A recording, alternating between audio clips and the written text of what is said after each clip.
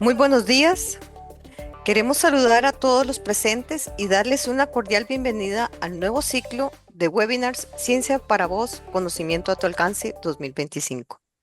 Para el Ministerio de Ciencia, Innovación, Tecnología y Telecomunicaciones, es un honor contar con la señora Gabriela Hernández Mora, del Servicio Nacional de Salud Animal, SENASA, quien expondrá un proyecto de gran interés denominado El uso pacífico de la energía nuclear para el beneficio de la salud pública costarricense y de Latinoamérica.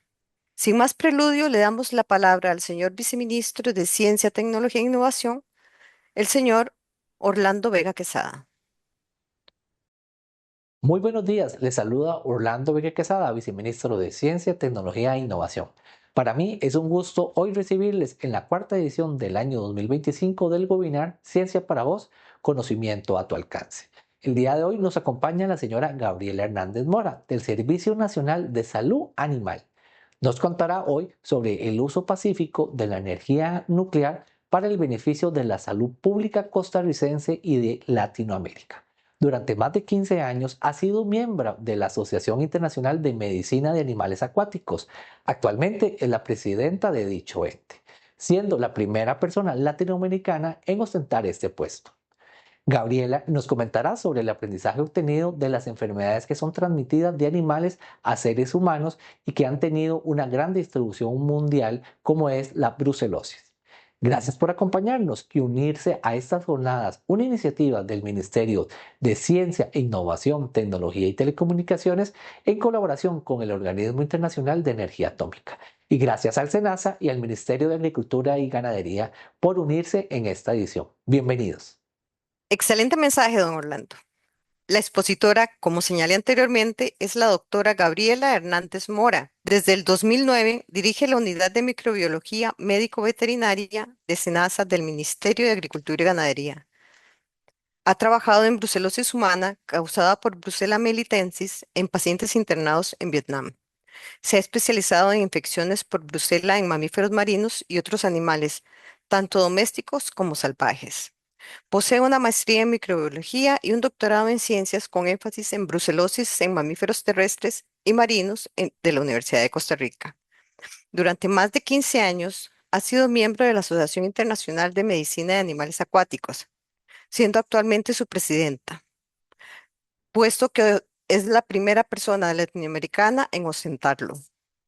Desde 2017 es miembro del panel asesor de expertos en varamientos de la Comisión Ballenera Internacional, Londres, Reino Unido. Ha realizado múltiples publicaciones y en el año 2020 descubrió una nueva especie de Brucella, Brucella nosferati, de la cual también nos hablará en este webinar.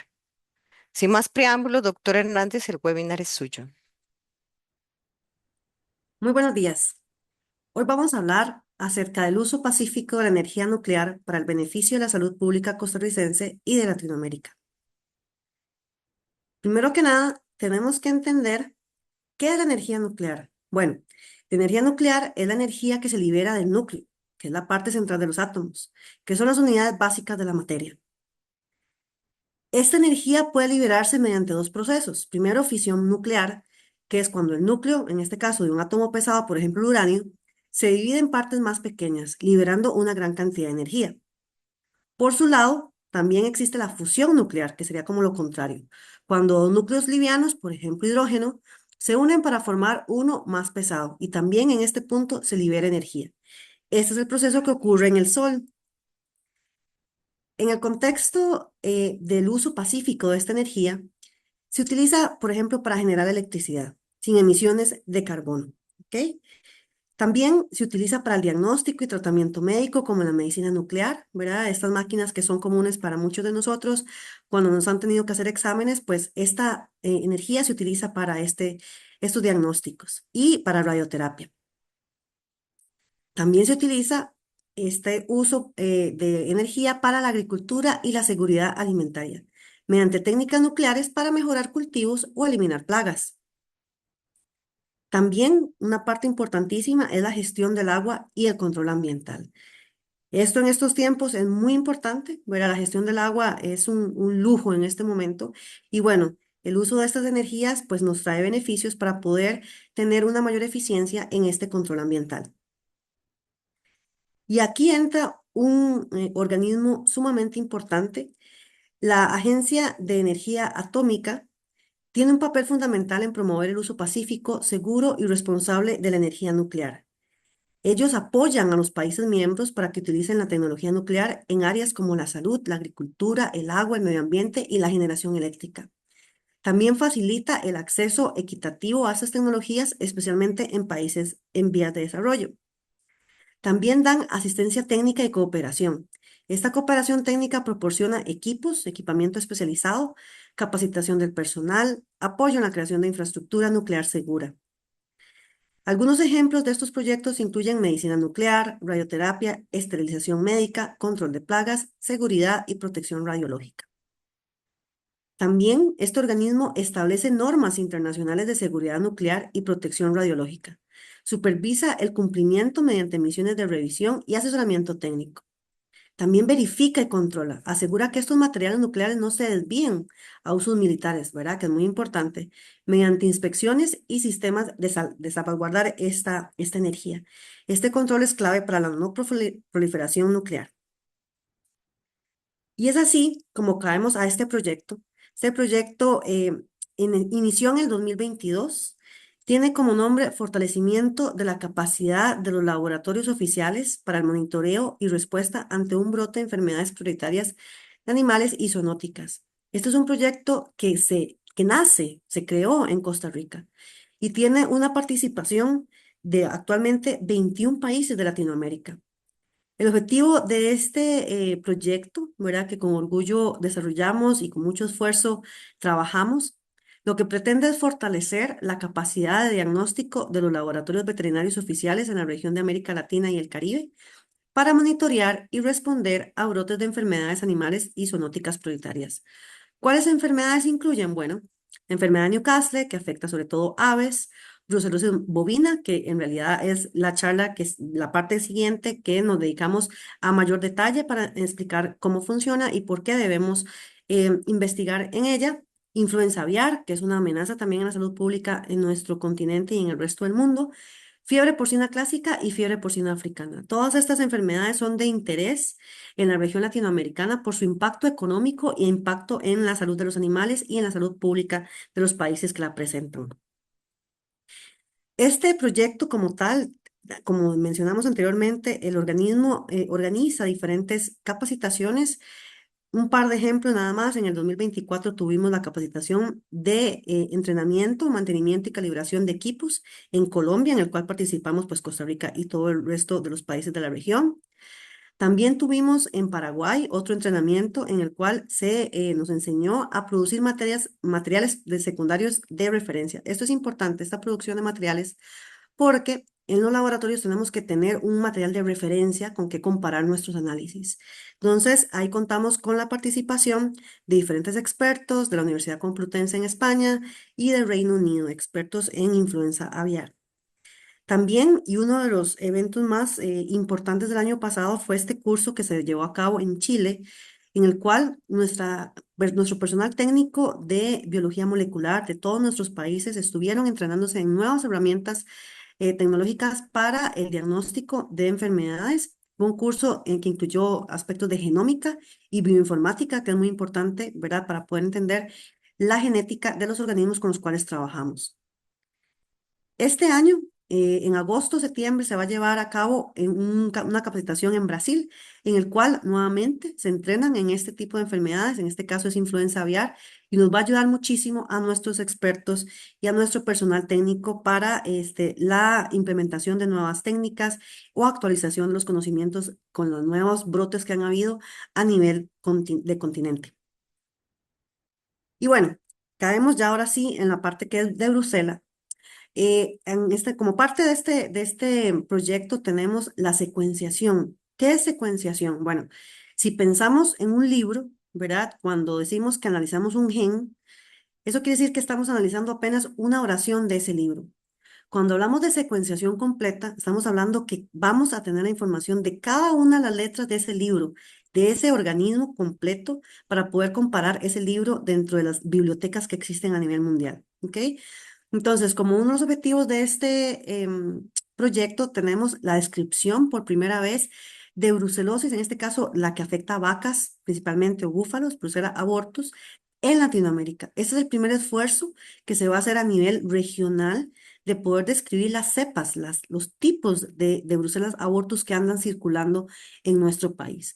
Para este proyecto como tal tenemos la colaboración, ¿verdad?, de diferentes países, por ejemplo, Argentina, Brasil, nuestro país, obviamente, Chile, Guatemala, Honduras, Nicaragua, Ecuador, Perú, República Dominicana, Venezuela y Uruguay. Entonces, para que vean, ¿verdad?, que es un esfuerzo latinoamericano para poder entender una enfermedad a través de este proyecto que les mencioné inicialmente. Bueno, ¿y por qué es importante esta enfermedad? La brucelosis es una zoonosis. ¿Qué quiere decir esto? Zoonosis quiere decir aquellas enfermedades que se transmiten de los animales a los seres humanos. Entonces, es una de estas enfermedades con mayor distribución mundial y se considera dentro de las 7 más desatendidas. Históricamente se hablaba de 500.000 nuevos casos humanos cada año a nivel mundial. Sin embargo, ahora con modelajes matemáticos y diferentes recursos, sabemos que queda muy corto este número. Estamos hablando que por año se contaminan de 5 hasta 12 millones de personas anualmente a nivel mundial. Y es que es una enfermedad que está presente en todo nuestro continente. No es solo Costa Rica, no es solo Centroamérica, no es solo Latinoamérica. Esta enfermedad que afecta al ser humano está presente en vacas, en animales silvestres, en búfalos de diferentes países. Entonces, es importante su monitoreo y entender cómo se comporta.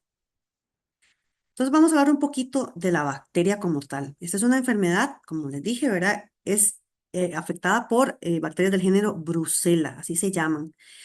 Tiene una clasificación muy interesante. Gram negativa es como el color que toma. Aquí lo vemos en el dibujito, es rosadito. Así es como lo vemos nosotros en el laboratorio, en el microscopio.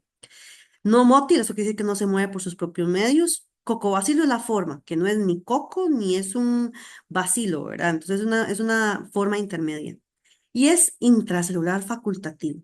¿Qué significa que sea intracelular facultativo? Bueno, si vemos aquí en esta imagen a la derecha y pensamos que esta es la pared de una de las células que nos defienden a nosotros contra las bacterias, que es del sistema inmune, en condiciones normales, esta célula es capaz de reconocer que es una bacteria, que es mala, la destruye, la engloba, por decirlo así, y la destruye dentro de la célula. Pero ¿qué pasa con Brucela? Bueno, Brucela escapa a esta destrucción. Y no solo se escapa a esta destrucción, sino que vive luego en esta misma célula. No la destruye. Es muy inteligente. Es una bacteria, es una enfermedad muy interesante porque es muy exitosa para poder sobrevivir dentro de nuestro cuerpo o dentro de los cuerpos de los animales. La bacteria, entonces, para explicar un poquito, ¿cómo se comporta? Bueno, entra por la nariz, por la boca, por los ojos y a través de las células del sistema inmune, que son estas que nos combate, que nos ayuda a combatir las enfermedades, se distribuye a los diferentes órganos, como en los pulmones, al hígado, al vaso. Pero resulta que a la bacteria le encanta la glándula mamaria. Entonces, una vaca que esté infectada con esta bacteria va a producir leche contaminada. Y esta es una de las principales fuentes de preocupación, de contaminación para los seres humanos, ¿verdad? Los que no estamos en contacto con vacas directamente, bueno, nos podemos contaminar con la leche de una vaca enferma. Es importante por eso hervir la leche o consumir leche pasteurizada de caja, ¿verdad? Estos procesos, el hervir la leche mata las bacterias que vienen ahí. Entonces es una técnica milenaria, ¿verdad? Pero muy importante para poder estar saludables nosotros al consumir leche. Resulta que a la bacteria también le encanta las células de la placenta. Entonces, cuando infecta y el animal está embarazado, ¿verdad? Está gestante, de acuerdo al daño que le causa la placenta, me va a producir la muerte del feto y aborto. El aborto es otra de las fuentes más importantes de contaminación para los seres humanos, sobre todo los veterinarios o la gente que trabaja con los animales en finca, que le ayuda, ¿verdad?, a la vaca al parto. Hay un uñero o respira la bacteria, porque aquí hay millones de bacterias en este feto que murió. Entonces, es una fuente importante para los seres humanos. Hay diferentes especies, ¿ok? Brucella melitensis, su hospedador natural son las cabras y las ovejas. Pero aquí en Costa Rica, por dicha, no tenemos esta especie porque esta es la más peligrosa para los seres humanos. Está presente en otros países como Europa y demás. Brucella abortus es la que más está presente en Costa Rica, que afecta principalmente vacas y búfalos y afecta de manera moderada al ser humano. Brucella suis afecta a cerdos y diferentes animales silvestres. Esta tampoco está en el país y afecta al humano de manera moderada. Brucella canis afecta a perros, afecta en menor grado a seres humanos y sí está presente en Costa Rica. Luego siguen las marinas. Brucella seti afecta a cetáceos. ¿Qué quiere decir cetáceos? Delfines, ballenas, marsopas. Y Brucella pinipidialis, que afecta a pinípedos. ¿Qué son pinípedos? Bueno, lobos marinos, leones marinos, morsas, este tipo de animal. Y sí se ha visto afectando seres humanos. Brucella ovis, su hospedador natural es las ovejas y no se ha reportado afectando seres humanos. Brucella neotome afecta ratas del desierto y históricamente se había dicho que no afectaba al ser humano. Sin embargo, nosotros acá en Costa Rica describimos dos pacientes que tenían la infección con esta bacteria y entonces sí contamina al ser humano. Brucella microti afecta a topillos y no se ha descrito afectando a seres humanos. Luego vienen unas brucelas nuevas. Brucella inopinata es una especie que se describió infectando un implante de seno de una mujer en India. No se sabe cuál es su reservorio natural, pero sí se ha visto, pues obviamente afectando a seres humanos. Brucella papionis afecta a babuinos, no se ha descrito afectando a seres humanos. Brucella vulpis afecta zorros rojos y no se ha descrito afectando a seres humanos. Y esta última que aparece por acá es de interés porque esa fue descubierta acá, en nuestro laboratorio en Costa Rica. Una brucela nueva para el mundo que afecta vampiros. Le pusimos Brucella nosferati. No sé si vieron la película recientemente, pero Nosferati pone el nombre de Drácula, de un vampiro. ¿Ok? Entonces, eso significa esta especie. Aquí es un ejemplo, ¿verdad?, de la cantidad de técnicas diagnósticas que existen para brucelosis en el mundo. Entonces, de ahí la razón del por qué nosotros tenemos que trabajar en la mejora del diagnóstico, seleccionando, validando las mejores técnicas diagnósticas que tenemos a la mano y comercialmente disponibles para la vigilancia de esta enfermedad en el país. La historia de esta enfermedad en Costa Rica comienza en 1914, en donde los ganaderos consultan los laboratorios y demás centros de investigación sobre la frecuencia con que se observan los abortos en su ganado, ¿verdad?, en sus hatos. Sin embargo, no es hasta 1935 donde este señor, que probablemente reconozcan que es el doctor Clomiro Picado Twite, que es conocido científico por el desarrollo de los sueros antiofídicos, eh, recupera la bacteria de un caso humano. Entonces, vean que la enfermedad ha estado ahí siempre en nuestro país, en la parte humana. La transmisión en animales, ¿verdad? Como ya les comenté, produce el aborto principalmente y aquí comportamiento de llegar a chupar el feto recién nacido o en este caso el aborto, pues es un comportamiento normal que tienen las vacas. También la tienen otras vacas compañeras del mismo grupo. Entonces, acordemos que aquí hay millones de bacterias. Esta es la principal fuente de contaminación entre vacas adultas.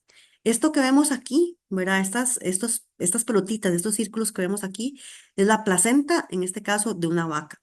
Estas nodulaciones, estos círculos, son los puntos de unión entre la cría y la mamá.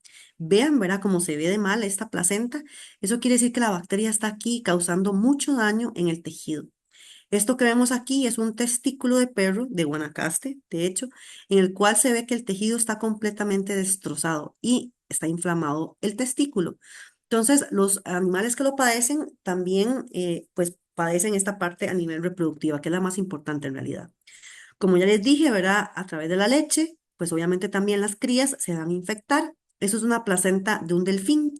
Para que vean, ¿verdad? Que no importa si sea una vaca, si sea un delfín, la bacteria también causa hemorragias y problemas a nivel de placenta. Y eso es un testículo también de delfín. Entonces, no importa si los animales, ¿verdad?, sean marinos o sean terrestres, el daño va a ser muy parecido entre las diferentes especies. Entonces, podemos decir que la transmisión se da por contacto directo, por ingestión, por la leche, porque se inhala la bacteria tras placenta y reproductiva. Entonces nosotros tenemos un mensaje muy importante.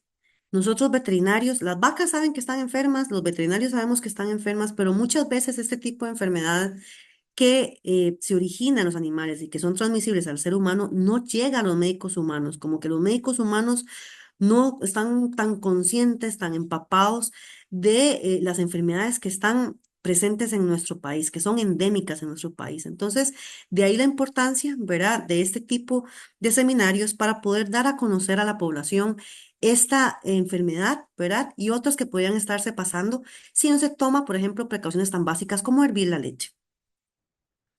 ¿Qué causa en seres humanos? Bueno, la bacteria, verá, usted se toma el vasito de leche contaminada y la bacteria primero se va a instalar en las glándulas. Cuando uno le duele la garganta, ¿verdad? Las glándulas aquí detrás de la lengua, eso, ahí la bacteria va a quedar inicialmente. Ya después se va a distribuir al hígado, al vaso, al corazón, a los testículos, a las articulaciones, ¿verdad? Va a causar problemas musculares, dolor muscular, dolor articular. Y si no se diagnostica y no se trata a tiempo, la bacteria va a llegar e invade el sistema nervioso central, el cerebro, ¿ok? Entonces, para que vean que las complicaciones van progresando con el tiempo. Y esta enfermedad al final tiene un costo para nosotros, un costo para las autoridades sanitarias. ¿Por qué? Porque es una enfermedad en la cual aquí hay 34 síntomas más frecuentes, pero ahí es donde tiene el reto los médicos humanos. ¿Por qué? ¿Qué provoca? Bueno, fiebre, debilidad, dolor de cabeza, inflamación del vaso, tos, dolor articular, dolor abdominal, vómito, diarrea, artritis, insomnio, sangre en heces, inflamación de testículos. Entonces, vean, verá la variedad de síntomas que tienen. Esto es muy importante porque no es tan fácil el diagnóstico al final, que es lo que, ¿verdad? Venimos a trabajar en este tipo de proyectos. Y al final, entonces, son personas que van a los centros médicos, que le diagnostican una gripe, que le mandan un acetaminofén, que tal vez le manden un antibiótico, pero vuelven a sus casas, pero no es el tratamiento completo, adecuado para este tipo de enfermedad que es mucho más severa. Entonces, hay unos costos asociados a esta enfermedad, costos en los sistemas de salud por la recurrencia a los centros médicos, incapacidades, ¿verdad? O a veces son personas mayores que dicen, "Ah, es la viejera, ¿verdad? Ya esa es la edad, ya esta artritis ya no se me va a quitar, pero tal vez no es la viejera, tal vez es una de estas tipos de enfermedades, porque no se le llega al diagnóstico definitivo, no se piensa. Si usted tiene suerte y el médico humano le manda un examen de sangre, en el examen de sangre tampoco va a salir que es evidente la infección. Entonces, para que vean, ¿verdad? Que también hay pérdida de recursos porque no se le llega al diagnóstico como directo, ¿verdad? Como idealmente. Si usted tiene aún más suerte y le mandan más análisis, tampoco con los resultados que se tiene, digamos, como valores muy normales de anemia o así que se puede ver fácilmente, tampoco son asociados a este tipo de enfermedad. Entonces, vean, verá la cantidad de recursos que se pueden estar desperdiciando. Cuando, por ejemplo, si se utilizara, en este caso, una técnica diagnóstica que es sumamente barata, con solo un día de internamiento que se pudiera evitar con un diagnóstico adecuado, se podría comprar el reactivo para 6.000 pacientes. Entonces, estas matemáticas, ¿verdad?, que son interesantes, son las que al final tienen que implementarse en nuestros sistemas de salud para poder mejorar el diagnóstico y ahorrar, ¿verdad? Ahorrar insumos. Em, También hay otro panorama. Por ejemplo, la bacteria ya está en el cerebro. Entonces, ¿cuál muestra nos toman a nosotros? Hay un líquido que humecta el cerebro, que se llama líquido cefalorraquídeo. Nos toman esta muestra. Pero resulta que pasa, en los laboratorios de los hospitales ya tienen una tecnología súper avanzada. Son equipos que nos dicen, verán, 24, 48 horas qué bacteria es, que hay un crecimiento y demás ahí, ¿verdad? Para poder nosotros saber de qué está enfermo ese paciente. Pero resulta que si el médico no sospecha de esta enfermedad y no le dice al microbiólogo que tiene que mantener esta placa por lo menos 3 semanas para que Brucela crezca, la botamos, esta placa a las 24 48 horas. Entonces estamos botando el diagnóstico confirmatorio. De ahí la importancia de entender y de aplicar las tecnologías para poder mejorar esta parte. Entonces, al final, verá, el 90% de los casos a nivel mundial de infección por brucelosis no son identificados. Usted le pregunta a los médicos humanos cuántas fiebres, ellos les denominan fiebres de origen desconocido o oscuras, mandan para hacer diagnóstico diferencial de brucela o cuántas inflamaciones de testículos o cuántas inflamaciones de artritis, cuántas fibromialgias. Y eso es interesante porque ¿qué es una fibromialgia? Una fibromialgia es un dolor articular, un dolor muscular, que es intermitente, que es incapacitante y demás. Entonces, usted les pregunta a un reumatólogo, por ejemplo, cuántos de esos fibromialgias mandan a hacer diagnóstico diferencial de este tipo de enfermedad endémica en el país y prácticamente es nula. Entonces, hay que entender esto. Y también problemas de corazón y también problemas de meningitis. Esto es importante porque aún la inflamación del cerebro, si un patólogo lo ve, la respuesta que se da, digamos, porque ya les dije que era intracelular la bacteria, ¿se acuerdan? Este comportamiento intracelular resulta que moviliza un tipo de célula que pareciera que usted tiene una infección por virus, pero al final no es un virus, es una bacteria. Entonces, aún así, a ese nivel, podría confundirse este diagnóstico. Entonces, ¿qué hacemos nosotros en Senasa? Bueno, hacemos muestreos para poder saber cómo se comporta la enfermedad, qué hay en el país. Hemos hecho muestreos de, bueno, de bovinos, obviamente, de búfalos, de cabras, de ovejas, de caballos, de cerdos, y también vemos los delfines que llegan a las playas para ver cómo llegan estos animales. Y ahorita vamos a hablar un poquito más de esto. ¿Qué hemos determinado en el país? Bueno, como les dije anteriormente, que la más peligrosa para seres humanos no está presente en el país, ¿ok? Brucella melitensis no tenemos. Brucella ovis, que es la de ovejas, no tenemos tampoco, ni tenemos Brucella suis. Entonces, esto es importante porque estas también, ¿verdad? Tienen un impacto en salud pública y nos coloca también con ventajas comerciales para nuestros usos comerciales que podemos venderle este tipo de animales tranquilamente que no tienen este tipo de enfermedad. En el 2006 teníamos un problema y vean, ¿verdad? Este resultado, este proyecto que les dije actualmente, es el resultado de más de 10 años de estar trabajando para mejorar las técnicas diagnósticas. Teníamos un problema. En los medios, en este caso en el agar sangre, nos crecían poquitas bacterias y tenían muchas contaminaciones, buscando Brucela, ¿verdad? Estamos hablando. Y teníamos el otro escenario en el cual utilizamos medios de cultivo comerciales que son como una gelatina. Este medio de cultivo es como una gelatina que trabajamos nosotros en el laboratorio y no nos crecía nada. Entonces era como, ¿cómo? La misma muestra en un lado nos crece, pero muy poquita y contaminada, y en otro lado no nos crece nada. Resulta que le estamos poniendo mucho antibióticos. Estos medios comerciales vienen con mucho antibiótico y estábamos matando la bacteria. Entonces comenzamos a trabajar para mejorar el diagnóstico, implementamos este medio de cultivo, esto fue desarrollado en España, y es muy importante porque este medio de cultivo nos permite, vea, les presento, estas son bruselas, estas son colonias de bruselas en diferentes medios que utilizamos en el laboratorio, y al final esto es lo que nosotros buscamos. Lograr recuperar la bacteria en una mezcla tan, por ejemplo, tan contaminada o tan mixta como una leche, como un aborto ahí medio podrido. Entonces, poder quitar los contaminantes, pero que crezca la brucela. Entonces, esto nos permitió, esta implementación, esta mejora nos permitió en el 2020 también acreditar. ¿Qué quiere decir acreditar? Bueno, es un proceso por el cual nosotros tenemos todo en el laboratorio perfectamente controlado para los resultados. Y esta acreditación nos ha permitido emprender en el proyecto que les dije anteriormente como referencia para el resto de países. ¿Ok?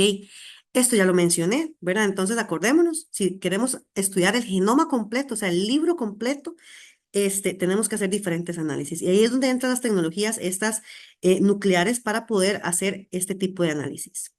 ¿Qué tenemos de conocimiento ahorita? Bueno, pues resulta que hay por lo menos 5 grupos de brucelas, en este caso Brucella abortus, que es la que afecta a vacas, circulando en el país, ¿ok? Conocer cómo se comporta, qué circula, quién afecta, es muy importante para poder prevenir, para poder controlar estas enfermedades en los seres humanos, ¿verdad?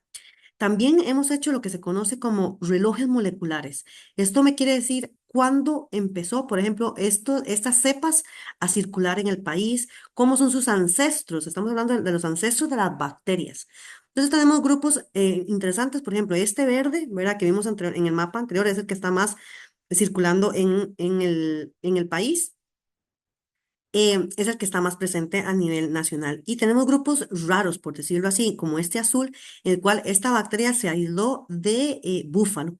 Entonces los búfalos se ven afectados, sí, por Brucella abortus, pero pareciera como que tienen su propia Brucella. ¿Ok? También hemos descrito con estas técnicas nucleares, moleculares, enfermedad en perros.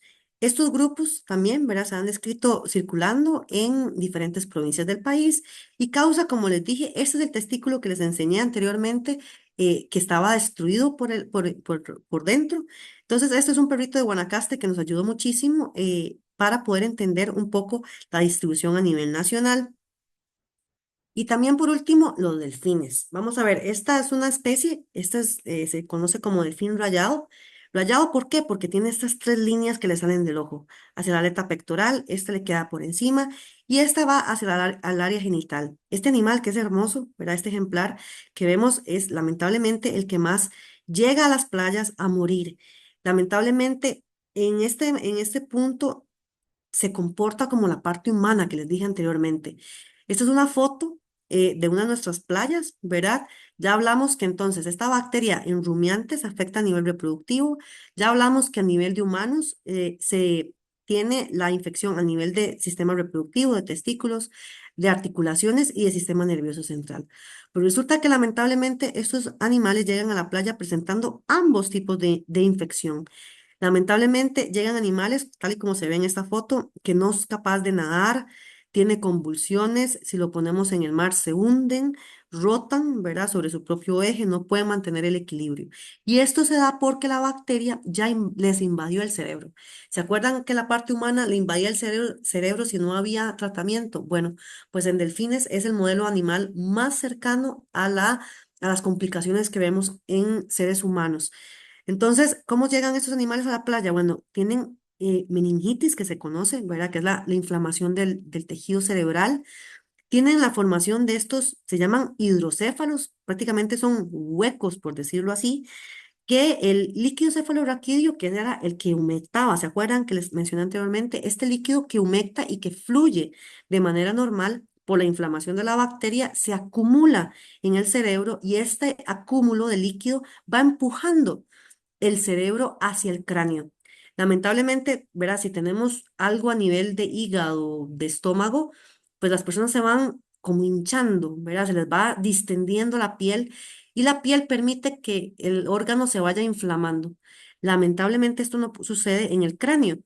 Esta inflamación, este acúmulo de líquido, lo que hace es empujar el tejido del cerebro contra la pared del cráneo. Es una bóveda que no se puede cambiar, no se puede mover, no se puede expandir. Entonces, el daño cerebral de estos animales cuando llegan a la playa está muy avanzado y tal y como vemos en esta imagen del cerebro, hay hemorragias y demás daños. También afecta el corazón, como les dije anteriormente. En este caso, no sé si logran apreciarlo, pero bueno, aquí hay una placenta y causa problemas también de infección de placenta, tal y como pasa en vacas. Y también a nivel de articulación, esta es la de la cabeza, entre la cabeza y el cuello, que se llama atlanto occipital, pues obviamente tiene sentido que si el cerebro está inflamado, pues esta articulación también tenga problemas. Y bueno, también hemos logrado con estas técnicas moleculares saber los grupos que circulan en el mundo. Aquí vemos en negro, en este circulito negro, las brucelas de animales terrestres, en color las de animales marinos. Todo nuestro trabajo de estos últimos años se resume en este grupo que está aquí azulito. Este grupo es el de Costa Rica, que es el primer grupo descrito en el Pacífico. Estamos hablando que ni Estados Unidos, ni Japón, ni Australia había descrito esta enfermedad para sus aguas. Entonces, para que vean, ¿verdad? Que nosotros aquí en Costa Rica podemos investigar y hacer ciencia de primer mundo. Entonces, bueno, y así se le denomina el resto. Esta MR, por ejemplo, es del Mediterráneo, este es de Atlántico 1, Atlántico 2, y ahí van, la taxonomía es un poco más compleja.